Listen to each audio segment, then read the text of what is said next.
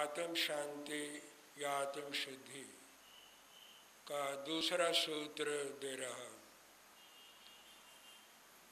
भगवान महावीर ने आत्म शांति का एक महत्वपूर्ण सूत्र कहा है, सहनशीलता। प्राय लोगों में धार्मिक अनुष्ठान करने की प्रवृत्ति तो रहती है, लेकिन धार्मिक अनुष्ठानों का व्यवहारिक जीवन में विशेष संबंध नहीं होता। ये एक प्रैक्टिस है, अभ्यास है अपने मन को शुद्ध करने का। जीवन में सहनशीलता की बड़ी ज़रूरत रहती। सहनशीलता क्या है? जीवन की अनुकूल और प्रतिकूल परिस्थितियों में प्रसन्न रहना, खुश रहना। प्रसन्न रहने का ये मतलब नहीं खिलखिला के हंसना, कहका लगा के हंसना, ये कोई प्रसन्नता नहीं है। प्रसन्नता का मतलब विरोधी प्रतिकूल परिस्थितियों में मन को समान रखना, खिन्न न होने देना, उत्तेजित न होने देना, ये सहनशीलता है। सहनशीलता की जो धरती है, उसका जो मूल है वह है धैर्य। इसको शास्त्रकारों ने धृति कहा है। जैसे पृथ्वी हर चीज का आधार है, हर दुनिया की चीज पृथ्वी पर टिकी हुई है, ऐसे जीवन के जितने गुण हैं वे सारे के सारे गुण धैर्य के ऊपर खड़े रहते हैं। तो यहाँ धैर्य है, धीरता है, वहीं पर व्यक्ति के जीवन में सहनशीलता का उदय होता है। परिस्थितियां हमेशा अनुकूल रहे ये संभव नहीं है। घर से ही परिस्थितियां कभी कभी प्रतिकूल बन जाती। घर के लोग प्रतिकूल व्यवहार करने लगते, आचरण करने लगते हैं, प्रतिकूल बोलने लगते हैं। घर के वो लोग हैं जिनके साथ ब्लड रिलेशंस है, वहाँ पर भी आपको प्रतिकूलता मिलती है, तो बाहर तो प्रतिकूलता मिलेगी। बाहर कोई आपका प्रशंसक है, कोई आलोचक है, कोई आपका मित्र है, कोई आपका शत्रु है, कोई गुण ग्राहक है, कोई ईर्ष्यालु है। बाहर आपको विरोधी स्वभावों के और विरोधी प्रकृतियों के लोग मिलते रहते हैं, मिलते हैं, और आपके जीवन में कर्मों के अनुसार शुभाशुभ घटित होता है, निमित्त बनता है। कभी उषा आती है, कभी संध्या हो जाती, कभी रजनी आ जाती है, कभी दिन चढ़ता है, कभी सूरज अस्त हो जाता है, कभी उदित होता है, कभी अंधेरी रात हो जाती है, कभी चांदनी रात होती है। देखते हैं हम, कभी बाग में बसंत आ जाता है, कभी पतझड़ आ जाता है। तो जीवन कभी एक रूप नहीं चलता, न चल सकता है, किसी का भी नहीं चला आज तक। तीर्थंकरों का नहीं चला, गंधर्वों का नहीं चला, अवतार पुरुषों का नहीं चला, तो आपका क्या चलेगा और मेरा क्या चलेगा? ये परिस्थितियां बनती रही हैं, आज भी बन रही हैं और आगे को भी बन सकते हैं। तो हमने धैर्य रखना है। एक बात आपको समझा देता हूँ, धैर्य ये सहनशीलता का मूलाधार है, फाउंडेशन है, ये नींव की ईंट है, और इसी के ऊपर सहनशीलता खड़ी रहती। एक इसका सहयोगी तत्व है विवेक बुद्धि, ये सहनशीलता की शाखा है, ये उसकी सहेली है। विवेक बुद्धि सहनशीलता के साथ रहे तो व्यक्ति को कम सहन करना पड़ता है। विवेक से व्यक्ति शुभ अशुभ को, अनुकूल प्रतिकूल को, उचित अनुचित को सोच समझ के काम करता है। करणीय क्या है, अकरणीय क्या है, शुभ क्या है, अशुभ क्या है, अनुकूल कैसे होता है, प्रतिकूल क्या है, मुझे कैसा आचरण किसके साथ करना है, बड़े के साथ कैसा व्यवहार करना है, समान के साथ कैसा करना है, छोटे के साथ कैसा करना है। छोटे को स्नेह दिया जाता है, समान को प्रेम दिया जाता है और बड़ों का सम्मान किया जाता है। छोटे के सिर के ऊपर आप हाथ फेर देते और जो सम्मान है, सामान है, उसे आप हाथ मिलाते हैं। बड़ों के साथ हाथ थोड़ा मिलाया जाता है, बड़ों को तो हाथ जोड़े जाते हैं। ये विवेक है। जिस व्यक्ति को विवेक आता है उसको समझ है, उसको ज्ञान है और उसकी बुद्धि समझदारी से चल रही है, वो व्यक्ति अपने जीवन में परिस्थितियां कम, विरोधी परिस्थितियां कम बनाता है, प्रतिकूल वातावरण कम बनता है। और जब प्रतिकूल वातावरण नहीं बनेगा तो सहनशीलता की कम जरूरत पड़ेगी। जब समस्याएं ज्यादा बनेंगी तो सहनशीलता के गुण को और बढ़ाना पड़ेगा। कभी कभी व्यक्ति परिस्थितियों के सामने परास्त हो जाता है, पराजित हो जाता है, घुटने टेक देता है, हार जाता है। क्यों हार जाता है? परिस्थितियां विकट हो गई है। आपने सहनशीलता से काम नहीं किया, धैर्य से काम नहीं किया, वो परिस्थितियां विकट रूप ले गई, ज्यादा भयावह बन गई, विकट होती चली गई। उनके साथ भी जूझना पड़ेगा, सहन उन्हें भी करना पड़ेगा, बर्दाश्त उन्हें भी करना पड़ेगा। पहले ही व्यक्ति विवेक से चले, सहनशील बन करके रहे। एक बात को आप सहन कर लेते हैं, वो विकट रूप नहीं लेती। जब आप सहन नहीं करते तो वही परिस्थिति भयंकर हो जाती है, भयावह हो जाती है और विकट रूप ले लेती है। उसके साथ भी टकराना पड़ता है, उसे भी फेस करना पड़ता है, उसके साथ भी जूझना पड़ता है। परिस्थिति को क्यों विकट बनाया जाए? जैसे है उस परिस्थिति को उसी रूप में लिया जाए, सहन किया जाए। बात यह है, बाहर से भी तो परिस्थितियां प्रतिकूल बनती, कर्मों के अनुसार प्रतिकूल घटित होती। आप क्या कर सकते? आपके पास एक ही ताकत है कि आप उन्हें सहन करते रहे, बर्दाश्त करते रहे, टॉलरेट करते रहे, हंसते रहे, समान भाव रखे और अपने धैर्य की धरती के ऊपर आप अडिग बन करके चट्टान की तरह आप खड़े रहे। वो क्या बिगाड़ लेंगी आपका? आप देखेंगे वो परिस्थितियां अपने आप आपके अनुकूल बनना शुरू हो जाएंगे। अगर अनुकूल नहीं बनेंगी, धीरे धीरे कमजोर हो जाएंगी, मंद हो जाएंगी और धीरे धीरे उनका बल कम हो जाएगा, आपका बल बढ़ जाएगा। सारी दुनिया को आप समझा नहीं सकते, घर वालों को नहीं समझा सकते, आप बाहर वालों को क्या समझा देंगे? बात एक है, वर्षा बरसेगी, ओले भी पड़ सकते, आप क्या वर्षा को रोक लेंगे? या ओले पड़ रहे हैं, आप क्या कर सकते हैं? ओले तो पड़ेंगे ही पड़ेंगे। आपके पास एक छाता अगर है और छाता आप खोल लेते हैं, तान लेते हैं, ओले आपका क्या बिगाड़ेंगे? वर्षा आपको क्या आपके कपड़ों को वो भिगोएगी? क्या उसको आर्द्र करेगी? क्या खराब करेगी? वर्षा तो बरसेगी बरसेगी, ये प्रकृति का नियम है। जब उसने बरसना है बरसेगी, ओले पड़ने हैं पड़ेंगे। एक छाता आपके पास चाहिए।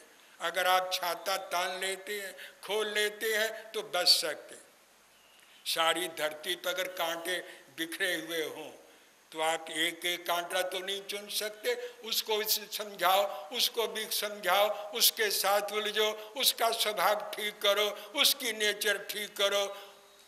अगर आप ऐसा करेंगे, अगर उनकी नेचर आपके खिलाफ है तो आपकी नेचर उनके खिलाफ है, वो आपको समझाने लगेंगे, आप उन्हें समझाएंगे, बहुत गड़बड़ हो जाएगी। अगर कहीं कांटे बिखरे हुए हैं, आप एक एक कांटा नहीं चुन सकते, लेकिन अपने पाँव में अगर जूता पहन लिया जाए, आप यहाँ जहाँ जाएंगे सारी धरती चमड़े से मड़ी हुई बन जाएगी और कांटों से आप बच जाएंगे।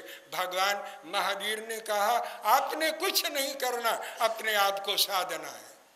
आप अपने आप को तो साध नहीं पाते, सारी दुनिया को साधने जाते हैं, समझाने जाते हैं, बताने जाते हैं, अपने आप को ठीक कर लीजिए।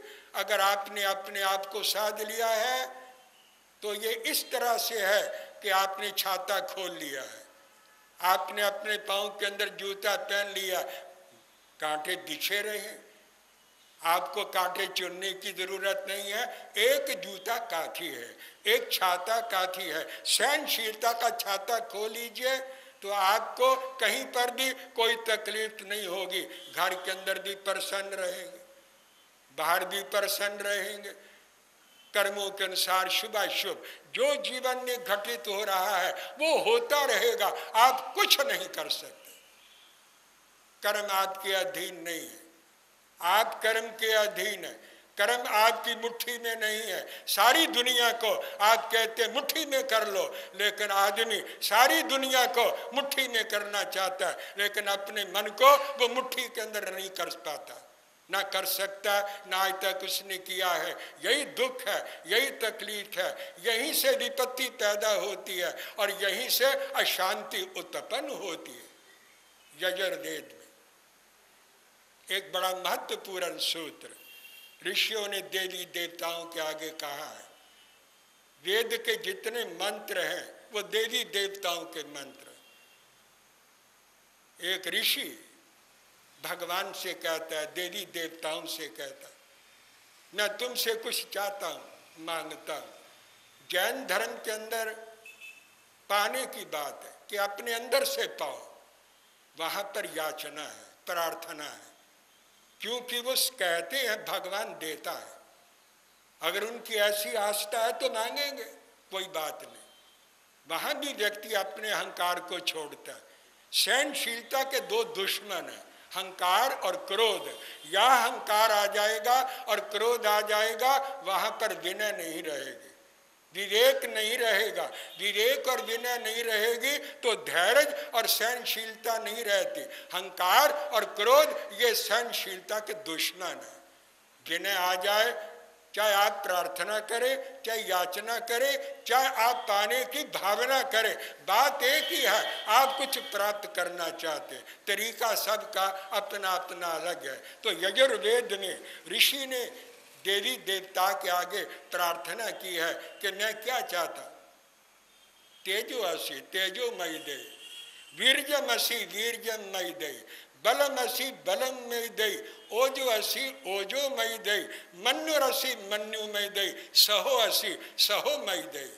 6 बातें उन्होंने भगवान से मांगी है। प्रभु आप तेज स्वरूप है, मुझे भी तेज दीजिए। क्रोध नहीं, क्रोधी में तेज होता ही नहीं। तेजस्वी व्यक्ति की आंख के साथ आप आंख नहीं मिला सकते। क्रोधी व्यक्ति के सामने खड़े हो सकते हैं, लेकिन तेजस्वी व्यक्ति की आंख के सामने आप आंख नहीं मिला सकते। वो आत्मा का तेज है।